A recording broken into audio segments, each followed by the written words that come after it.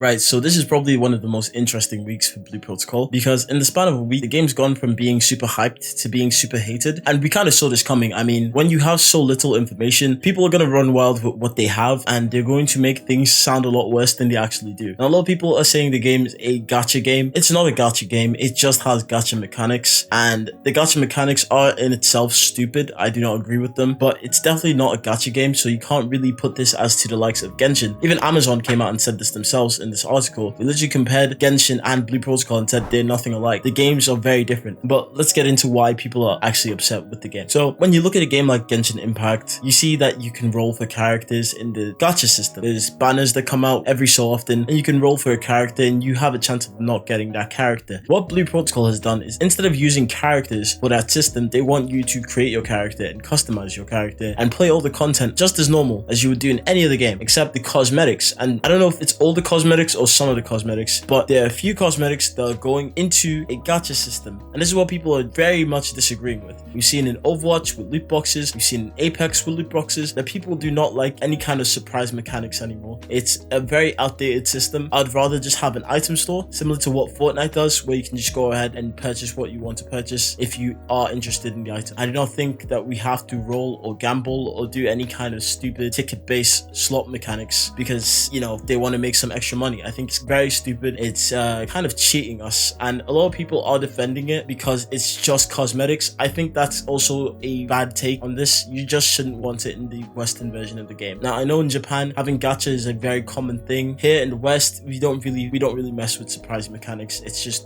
I think it's wrong. Even if you're free to play and you're not getting all the things you want, if you're paying, you're not getting all the things you want. So either way, you're still losing. I feel like it's also going to take away from the actual game's content being rewarding and being worth playing.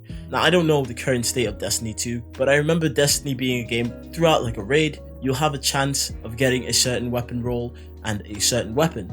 And, you know, when you played the content, that was basically you doing a role. You weren't spending a ticket, you weren't doing anything, you were just playing the content. So as you play, you're being rewarded with a random item. And yes, that's fine. That makes the joy of playing, that makes the whole rush of playing to get that item a bit more exciting because you want that item. A lot of people will probably say, that just sounds time consuming, but that's the point. You're playing the content. There's stuff to actually do in the game. There's stuff to chase, and that's how rewards like these are meant to work. I don't see them being in a slot machine being a good thing. I think that's very stupid, unless the content itself gives you the tickets, which I'm hoping might be the case. I still don't know. Now, Amazon might actually save the day here because they have made a lot of tweaks and changes to the Western version of Lost Ark, so they're probably going to make a lot of tweaks and changes to the store in the Western version of Blue Protocol. It just seems to be the case here. I feel like they're going to not let this become some kind of, you know, surprise mechanic loot box game. They don't want any more negative stigma. They already have a lot of shit for the state of New World last year, and, you know, the way Lost Ark is currently, like, I feel like they just want to establish goodwill with people. And if you want to establish goodwill, they're definitely not going to have loot boxes in your game. You're not going to allow this. They're probably going to find some kind of workaround or just let you buy all the items straight up in the West. I don't know who's going to be happy because they could just go ahead and overprice all the items and make us pay more than they're actually worth. But yeah, that Destiny thing I said is really important because I want the entire gameplay loop to be to chase these cosmetics.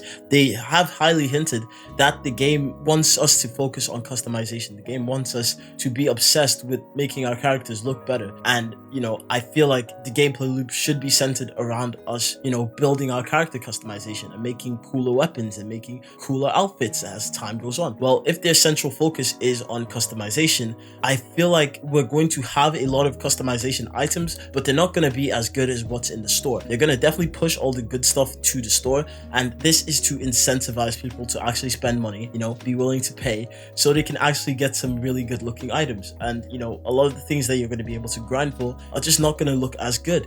Now, they could copy Final Fantasy 14, which I think does it the best, where you have a lot of good items that you can go and grind for. A lot of the relic weapons and a lot of the relic armor just looks amazing in Final Fantasy 14. But they also have paid skins and paid armor that you can go ahead and buy. And you know what? They're at least giving you something valuable worth chasing. So it really just depends on what armors and what's left over in the main game. But I really see a future where Blue Protocol just has all the best stuff pushed away into the item store and everything else kind of being very, very shit. Evidence behind this is Amazon's history with New World.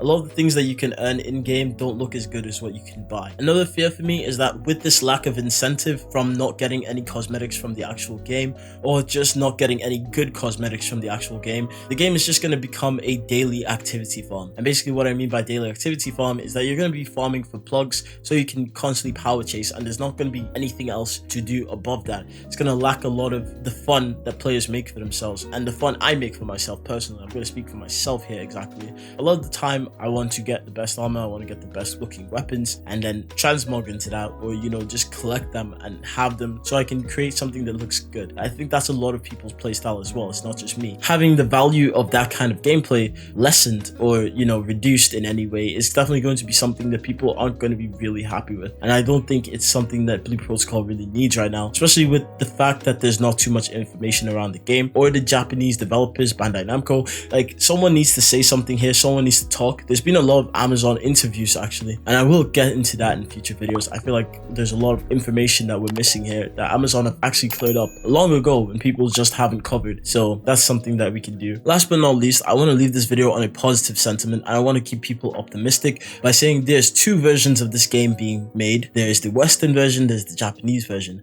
We don't know exactly where this system is going to land. It's very likely it's going to be the Japanese version. We don't know if it's going to affect the global version at all. So for now, I'm just going to say this affects the Japanese version of the game and not the global version of the game. But we could be very wrong, and it's going to be very disappointing here in the West because we really don't like surprise mechanics. It's very stupid.